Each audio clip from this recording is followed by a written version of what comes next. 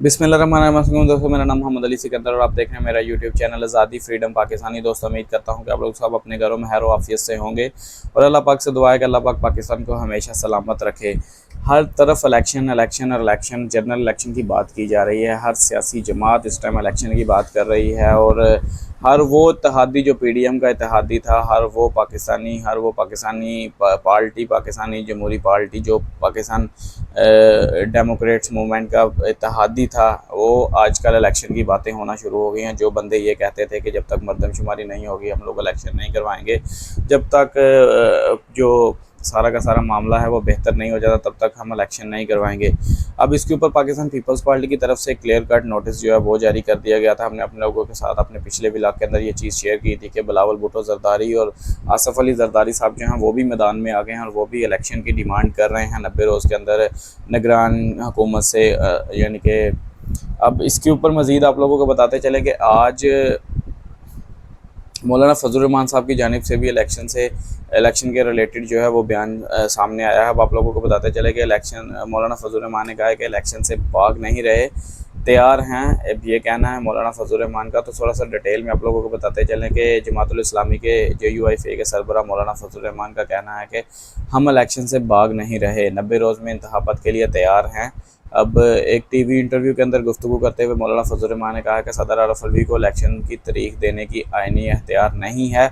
अब अगर उन्होंने कहा, अब मज़ीद मौलाना फजल रहमान ने कहा कि अगर इन्होंने ऐसा किया तो ये बदनीति होगी। अब इसके ऊपर सबसे पहले तो उन्होंने आरिफ अलवी साहब को टारगेट किया है और आरिफ अलवी साहब को यानी कि थोड़ा सा उन्होंने कहा है कि स्ट्रिक्टली उन्होंने आरिफ अलवी साहब के ऊपर एक कमेंट छोड़ा है कि आरिफ अलवी साहब के पास तो इस चीज़ का इख्तियार ही नहीं है कि वो मतलब इलेक्शन की तारीख दें, और अगर इन्होंने ऐसा किया तो बदनज़मी होगी पाकिस्तान के अंदर, यानी कि हालात जो हैं वो थोड़े से ख़राब हो सकते हैं और मामला जो है वो थोड़ा सा पाकिस्तान के अंदर ख़राब हो सकता है अगर सदर आरिफ अलवी साहब की तरफ से इलेक्शन की डेट दे दी गई। अब इसका मतलब है कि फिर अगर सदर आरिफ अलवी साहब डेट दे देते हैं तो फिर उसमें हालात ख़राब कौन करेगा? पाकिस्तान मुस्लिम लीग नवाज़ हालात ख़राब करेगी या मौलाना फजल रहमान साहब हालात ख़राब करेंगे? क्योंकि 90 रोज़ में अगर आप एक दफ़ा एक साइड पे आप कह रहे हैं कि 90 रोज़ के अंदर इंतखाबात आप करवा लें, हम बिल्कुल तैयार हैं, और दूसरी साइड के ऊपर आप ये कह रहे हैं कि सदर और आरिफ अलवी साहब जो हैं वो डेट ना दें, तो फिर आप इसका मतलब तो फिर यही है कि मौलाना फजल रहमान भी पाकिस्तान मुस्लिम लीग नवाज़ के नक्शे कदम के ऊपर हैं और वो यानी कि वो नहीं चाहते कि पाकिस्तान के अंदर जो है वो इलेक्शन 90 रोज़ के अंदर हों। अब मज़ीद मौलाना फजल रहमान ने इसके ऊपर क्या कहा है वो भी पाकिस्तान के आप लोगों के साथ शेयर करते हैं। आप लोगों को बताते चलें कि इन्होंने साबिक वज़ीर दफ़ा परवेज़ हटक और साबिक वज़ीर आला खैबर पख्तूनख्वा का जो साबिक वज़ीर आला है महमूद खान साहब, इनको नाकाबिल एतबार करार दे दिया है। उन्होंने कहा कि ये बिल्कुल एतबार के काबिल नहीं है और इनके ऊपर हम लोग एतबार नहीं कर सकते, यानी कि इनके साथ किसी किस्म का कोई सीट एडजस्टमेंट वाला मामला या इलेक्शन के अंदर इनका इत्तेहादी बनना, इस तरह का कोई मामला, ऐसा कोई भी मामला जो है वो हम लोग इनके साथ बैठ के या इनके साथ नहीं कर सकते, यानी कि इनके साथ मिल के नहीं चल सकते। वो किसी सूरत भी पाकिस्तान तहरीक इंसाफ पार्लियामेंटेरियन के साथ मिल के चलना मतलब किसी सूरत भी एक्सेप्टेबल ही नहीं है। मौलाना फजल रहमान साहब का ये कहना था। अब इन्होंने सिर्फ पाकिस्तानी आप लोगों को बताते चलें कि पाकिस्तान तहरीक इंसाफ पार्लियामेंटेरियन ही नहीं बल्कि पाकिस्तान पीपल्स पार्टी के साथ भी इन्होंने ये कहा कि सिंध के अंदर पाकिस्तान पीपल्स पार्टी के साथ भी इंतहाबी इत्तेहाद के इम्कान मुस्तरद कर दिए हैं। उन्होंने कहा कि पाकिस्तान पीपल्स पार्टी के साथ हमारा सिंध के अंदर भी कोई किसी किस्म का कोई इत्तेहाद नहीं हो सकता, ये कहना है मौलाना फजल रहमान का। मज़ीद मौलाना फजल रहमान ने इसके ऊपर क्या गया वो आप लोगों के साथ शेयर करते हैं। अब JUIFA के सरबराह जो है उन्होंने मज़ीद इसके ऊपर वाज़िया किया कि सिंध के अंदर JDA और मुत्तहदा कौमी मूवमेंट और नून लीग से इत्तेहाद हो सकता है, यानी कि JDA एक पार्टी है सिंध के अंदर जो इलेक्शन लड़ती है उनके साथ, और मुत्तहदा कौमी मूवमेंट यानी कि MQM और पाकिस्तान मुस्लिम लीग नवाज़ के साथ उन्होंने कहा कि इत्तेहाद हो सकता है। इसके अलावा मज़ीद किसी और पार्टी के साथ यानी कि पाकिस्तान पीपल्स पार्टी को छोड़ दिया, उसके बाद पाकिस्तान तहरीक इंसाफ पार्लियामेंटेरियन यानी कि परवेज़ हटक साहब की जमात उनको छोड़ दिया मौलाना फजल रहमान ने, और मज़ीद जो बाकी 12-13 जमातें थी PDM के अंदर उन सारी की सारी जमातों को उन्होंने मतलब एक रेड कलर का झंडा करा दिया कि भाई आप जाएँ, हम लोग आप लोगों के साथ इत्तेहाद नहीं करेंगे।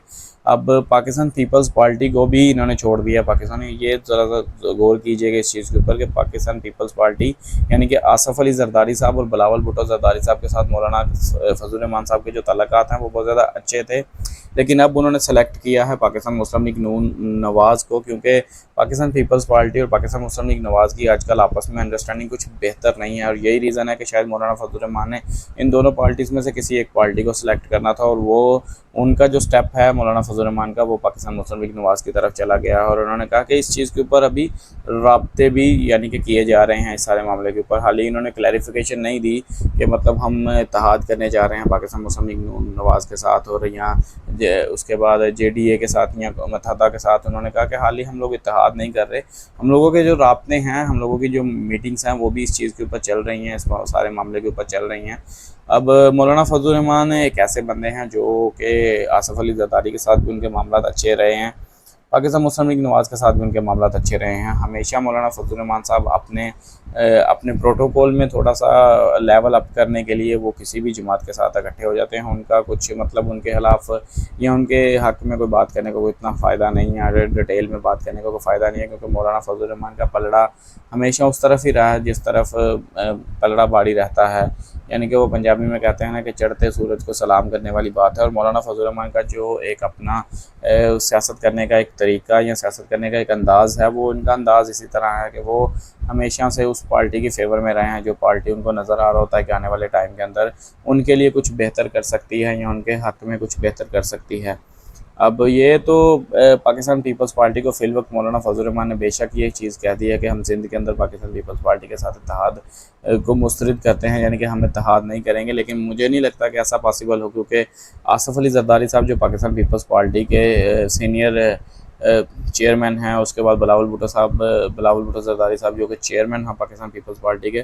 और बिलावल से तो खैर मौलाना फजल रहमान साहब इतने कोई अफेक्टेड नहीं होंगे, लेकिन आसिफ अली जरदारी साहब जो एक गेम प्लानर हैं, यानी कि सारे के सारे मामले के ऊपर एक मास्टर प्लानर हैं इन सारी चीज़ों के ऊपर और ऐसी सारी कंडीशंस के ऊपर, तो वो मौलाना फजल रहमान साहब को कभी भी अपनी पार्टी की तरफ एग्री कर सकते हैं। तो आप लोग बिल्कुल भी इस चीज़ के ऊपर कंफर्म मत कीजिएगा कि मौलाना फजल रहमान ने अगर कह दिया है तो मौलाना फजल रहमान इस चीज़ के ऊपर एग्री करेंगे। चीज़ें चेंज हो जाएंगी। और इलेक्शन की बात तो सारी की सारी PDM भी कर रही है, इलेक्शन की बात तो पाकिस्तान तहरीक इंसाफ ने पहले दिन से करी हुई है। जब इमरान खान साहब इलेक्शन की बात करते थे तब इन लोगों को अच्छा नहीं लगता था, लेकिन आज पाकिस्तान पीपल्स पार्टी, JUI फे, उसके बाद PDM की बहुत अख्तर मेंगल साहब और उसके बाद मज़ीद बहुत सियासी जमातें हैं जो PDM का इत्तेहादी थे या PDM का इत्तेहाद कर रहे थे या पाकिस्तान मुस्लिम लीग नवाज़ के साथ खड़े थे। आज वही सारी पार्टीज़ इस चीज़ के ऊपर एग्री हैं कि 90 रोज़ के अंदर इंतखाबात होने चाहिए। अब इसके ऊपर मौलाना फजल रहमान का भी स्टेटमेंट था, तो वो आप लोगों के साथ शेयर कर दिया है इस वीडियो के अंदर। आई होप कि आप लोगों को ये व्लॉग अच्छा लगा होगा। चैनल पे नया तो चैनल को सब्सक्राइब कर लीजिएगा। इसी दुआ के साथ आज की वीडियो का अख्ताम करते हैं कि पाकिस्तान को हमेशा अल्लाह पाक सलामत रखे। अपना बहुत सा ख्याल रखिएगा, दुआ में याद रखिएगा। बहुत ही जल्द आपसे एक नए व्लॉग में मुलाकात होती है, तब तक के लिए मुझे दीजिए इजाज़त। अल्लाह हाफिज़ व नाफिज़।